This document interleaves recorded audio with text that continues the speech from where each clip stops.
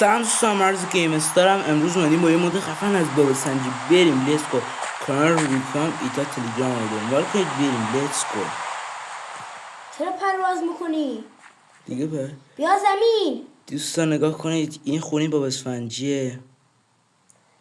من برم داخل. نگاه کنید، این خونه بابا سنجی دوستان. رفتی توش؟ نه، این خونه بابا سنجی دوستان. خونه اختاپوس داریم. اختاپوس. این مثلا خونه اختاپوس دوستان. نگاه کنید، این خونه اختاپوس. میرن داخلش هم شما ببینید. اینم خونه پاتریک گامبالو دیگه. خونه پاتریک گامبالو. آنتن رو خونه شو داریم. بعد دوستان این دیگه شهر بیکینی باته. این خونه نمیدونم کدوم آدمیه.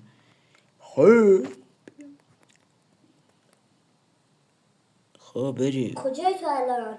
من اینجام. بیا دوستان، خانم پافو که یادتونه تو بابا سنجی.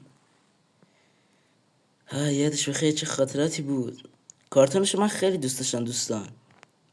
خانم پافو داریم. قایقه خانم پاف. برج داریم. یارو که بابا سنجی ترکوندش. بله دیگه. اینم قایقشه. خانم پاف کجاست؟ خانم پاف یادش بخیر. خانم پافو یا تو بیمارستان. الان میام دوستان، بریم بیمارستانش رو بخونیم. دیگه براتون بگم دیگه خیلی داره. شما من دیگه بخوام بگم شهر بیکینی باتم اینجاست دیگه. واقعا کی هست که با بابا سنجی خاطره نداشته باشه؟ از شهر دور نشیم، بریم دوستان. بریم جای خیلی جالبی داره نشه. خانم بابا سنجیو. الان میام. آقای خرچنگ دوستان، آقای خرچنگ این رستوران. آقای خرچنگ اختاپوس یادش بخیر. اختاپوس دکه دیگه شهر بیکینی باتم من دیگه اومدم دارم بالا نشونتون میدم. خیلی مزبوط سنجی خاطره دارم. یادش بخیر. رستوران آقای خرچنگ. من رستوران آقای خرچنگ کجاست؟ رستوران آقای خرچنگ. او خرچنگ خسیس کجاست دیگه؟ الان میام بهت میگم. بیستا خودم بیام. دوستان فکر کنم خونه سندی باشه. بله سندی.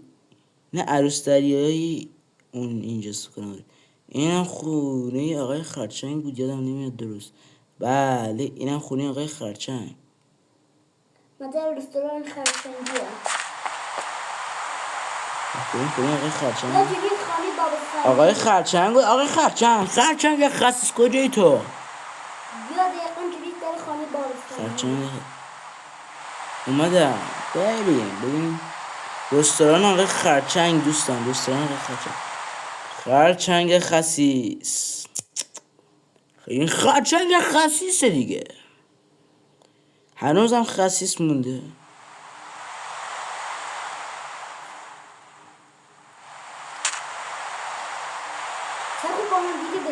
وای رستوران آقای خرچنگ دوستان. خیلی دوستان این مودو میتونید تو کانال روبیکای من دانلودش کنید. بله دیگه. واه بابا سنجی. رستوران بابا سنجی خیلی دیگه. دوستان یه ویدیو کامل خنده‌دار فوق‌العاده براتون میارم سیره. بله دیگه. بریم پشت خونه بابا سنجی بریم مشکل نداریم.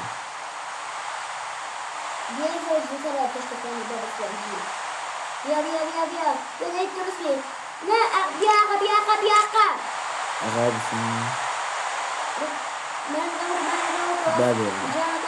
بله اینجا باغچه اختاپوس.